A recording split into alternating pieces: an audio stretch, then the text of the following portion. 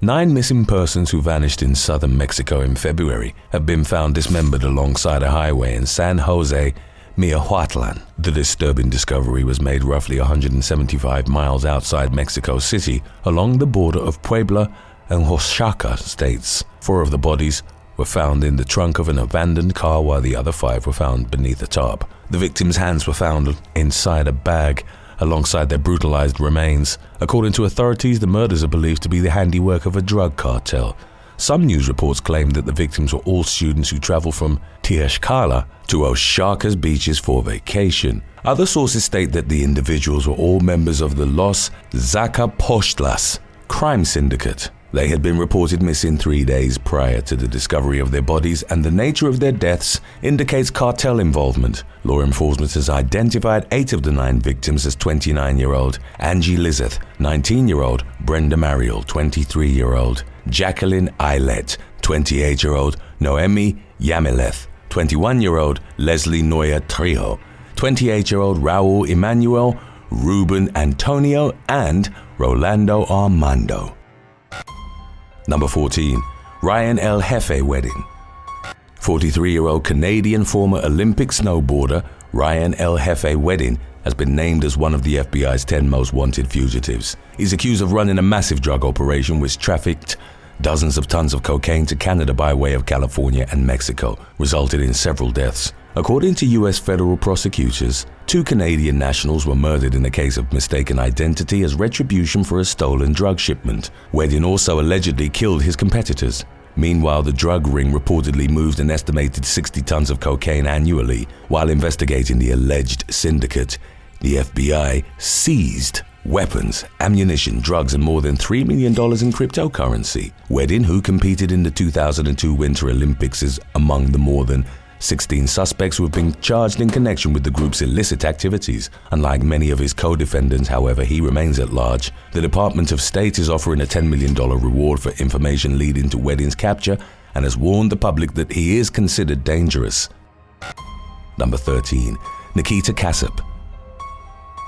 A Wisconsin teenager named Nikita Casap had perfect school attendance, so it was naturally unsettling when he suddenly stopped showing up for class.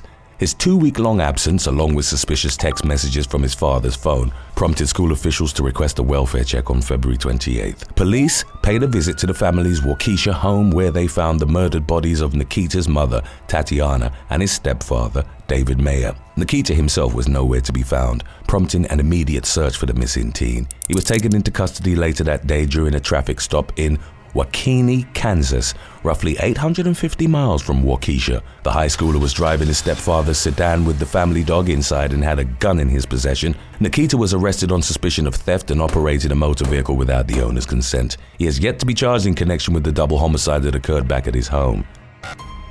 Number 12. Brad Sigmon. 67-year-old double murderer Brad Sigmon just became the first American death row prisoner to die by firing squad in 15 years. He was convicted in the 2001 beating deaths of his ex-girlfriend, Rebecca Barber's parents, whom he bludgeoned with a baseball bat at their Greenville County home while high on crack cocaine. According to Sigmon's attorney, he requested the highly uncommon execution method due to a fear that the electric chair would burn and cook him alive. Sigmon also turned down the opportunity to die by lethal injection due to concerns stemming from the executions of 3 previous death row inmates who took more than 20 minutes to die. His death on March 7th marked the 4th firing squad execution since the death penalty was federally reinstated in 1976. Sigmon was pronounced dead at 6:08 p.m. after being shot at from roughly 15 feet away by 3 designated gunmen. In a final statement shared by his lawyer, he called for an end to capital punishment in the United States. Number 11. Jeremias Ferrufino-Rodriguez. Complete chaos broke out in a Long Island, New York courtroom on Monday, March 3rd, when a Nassau County judge ordered 18-year-old murder defendant Jeremias Ferrufino-Rodriguez held without bail. Ferrufino-Rodriguez is accused of fatally shooting 19-year-old Jefferson Manchia Fernandez at a Hempstead intersection in broad daylight. 2 days before the court hearing, Manchia Fernandez was helping his mother move when the suspect allegedly pulled up to him and fired. When the judge ordered the defendant to remain behind bars, a spectator stood up and began shouting, "Hold your head up," prompting deputies to take steps to remove the individual from the courtroom. It ultimately took 6 or more officers to pin the man to the ground and drag him away, resulting in his arrest on charges of contempt, disorderly conduct, and resisting arrest. Number 10. Jason Thomas. 40-year-old British construction worker Jason Thomas has admitted to accidentally killing his friend, 22-year-old Liam Morgan Whittle, during a drunken and drug-fueled game over who could take a punch best. According to news reports, the pair had been drinking alcohol and using cocaine at a residence in South Wales when they began bragging about their punch-taking abilities, prompting the two men to indulge in the deadly game. Thomas punched Morgan Whittle twice in quick succession, causing his friend to fall unconscious. It eventually became apparent that Morgan Whittle was suffering a serious medical emergency. Emergency responders were summoned to the scene but were unable to revive Morgan Whittle, who suffered catastrophic head injuries. He was pronounced dead, and Thomas was charged with manslaughter. Thomas pleaded guilty as charged on March 3rd and was sentenced to 2.5 years in prison. Number 9. Good Samaritans spring into action. A trio of quick-acting passengers are being lauded for springing into action after they witnessed a teenager sneaking onto a plane while disguised as a maintenance worker. The witnesses noticed that the adolescent had a gun in his possession as he boarded the Sydney-bound aircraft at Avalon Airport. After stealthily working his way through a hole in the security fencing surrounding the tarmac, they wasted no time overpowering the teen and keeping him subdued until security arrived and dragged him off the plane. A witness later told reporters that the young suspect was dressed perfectly for the job of a maintenance worker. Despite this, the teen immediately raised suspicion, presumably because he entered the aircraft after it had already been cleared for takeoff. Thanks to those who rushed to intervene, none of the plane's crew members or 160 passengers were harmed. The incident reportedly remains under investigation. Number 8. Juan Sanchez.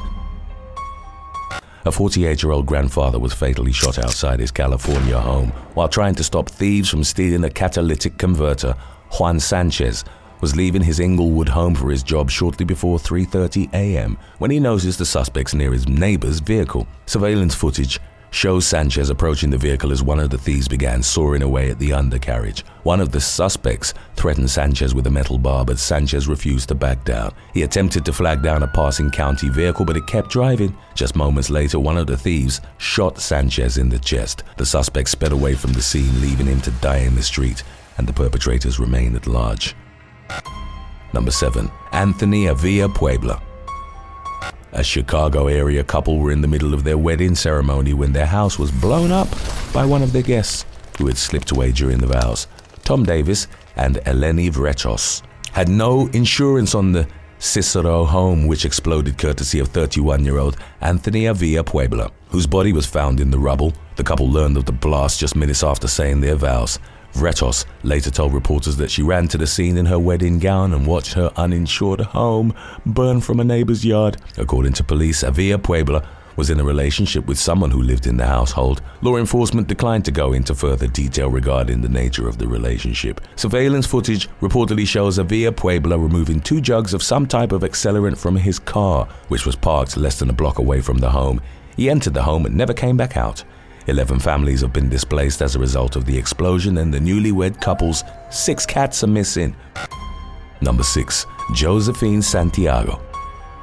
A 20-year-old Brooklyn woman is accused of stabbing her father to death during a street brawl that spiraled out of control. According to reports, Josephine Santiago knifed 41-year-old Jose Acevedo in the chest and back outside her Bushwick home shortly before 9 p.m., then left him bleeding out on the sidewalk. Sources told the New York Post that Santiago was trying to kick Acevedo out of the residence, but he refused to leave. The deadly fight ensued, and emergency responders' efforts to save Acevedo's life were unsuccessful. Police arrested Santiago at the scene on suspicion of murder and criminal possession of a weapon.